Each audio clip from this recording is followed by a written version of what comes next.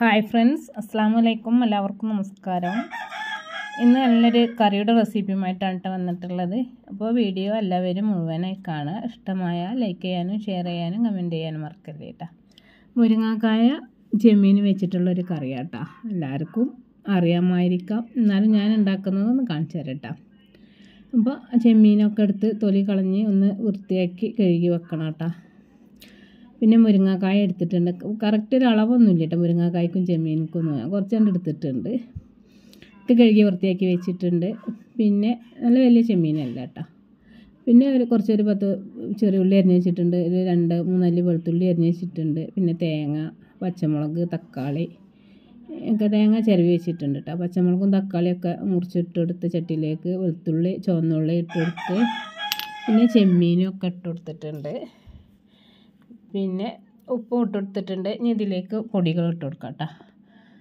ഒരു 1.5 table spoon മല്ലിപ്പൊടി ഇട്ട് കൊടുത്തിട്ടുണ്ട്.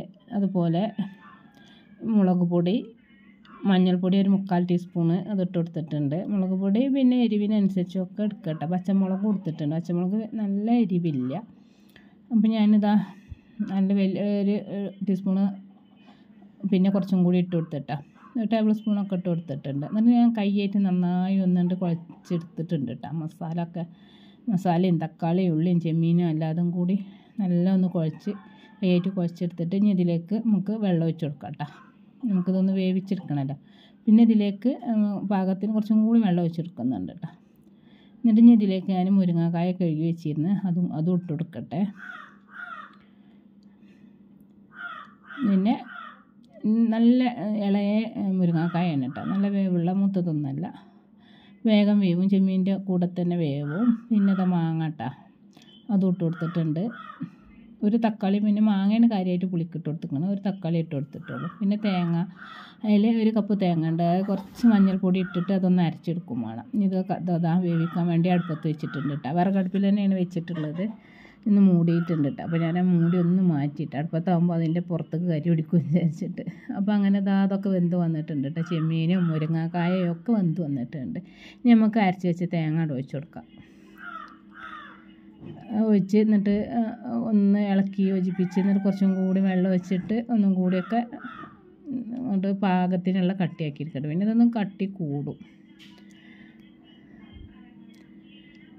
അങ്ങനെ ഇനി ഒന്നിട്ട് തിളക്കട്ടെ. എന്നിട്ട് കുറച്ച് ഒരു 2 അല്ലി കറിവേപ്പില ഇട്ട് കൊടുത്ത് ഇനി ഒന്ന് തിളച്ച് വരട്ടെ കേട്ടോ. ഒന്നിട്ട് തിളച്ചാൽ മതി. ഇനി ഇതിന് പകരം തേങ്ങാപ്പാലാണെങ്കിൽ അങ്ങനെ ഒഴിച്ച് കൊടുക്കാം കേട്ടോ. ഞാൻ തേങ്ങ അരച്ചതാണ് ഒഴിച്ച് കൊടുത്തത്. ഇനി ഇതിലേക്കൊന്ന് വറവിട്ടെടുക്കണം. അതിന് വേണ്ടി ഒരു ചീനച്ചട്ടിയൊക്കെ അടുപ്പത്ത് വെച്ച് കത്തിച്ച് ചൂടായതിന് ശേഷം വെളിച്ചെണ്ണ ഒഴിച്ച് കൊടുത്ത് വെളിച്ചെണ്ണ നല്ല ചൂടായതിന് ശേഷം കുറച്ച് കടുക് ഇട്ട് കൊടുക്കാം. അങ്ങനെ കടുക് പൊട്ടി വരുന്ന സമയത്ത് കുറച്ച് ചെറിയ ഉള്ളി ഇട്ട് കൊടുത്തിട്ടാ. ഈ ചെറിയ ഉള്ളി ഒന്ന് മൂത്ത് വരുന്ന സമയത്ത് വറ്റൽമുളക് ഇട്ട് കൊടുത്തിട്ടുണ്ട് കേട്ടോ.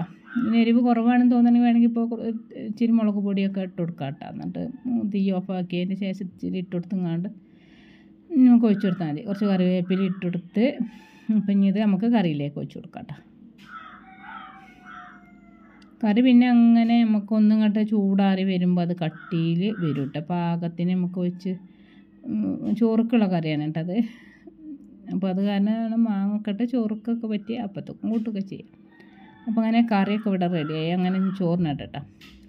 ചോറിലേക്ക് ഞാനത് കറിയൊക്കെ ഒഴിച്ച് കൊടുത്തിട്ടുണ്ട്. ഇതാ കറി. പിന്നെ ചെമ്മീനുണ്ട്, പൊരിച്ചതുണ്ട്, പിന്നെ കാന്താരി, ചെറുള്ളിയും കൂടി ചമ്മന്തി, നേന്ത്രക്കായ ഉപ്പേരിയും ഉണ്ട് കേട്ടോ. അപ്പോൾ ഇത്രയൊക്കെയാണ് കേട്ടോ ഇന്നത്തെ എൻ്റെ വിശേഷങ്ങൾ. എന്നാൽ ശരി, എല്ലാവരോടും ബൈ, അസ്സലാമു അലൈക്കും.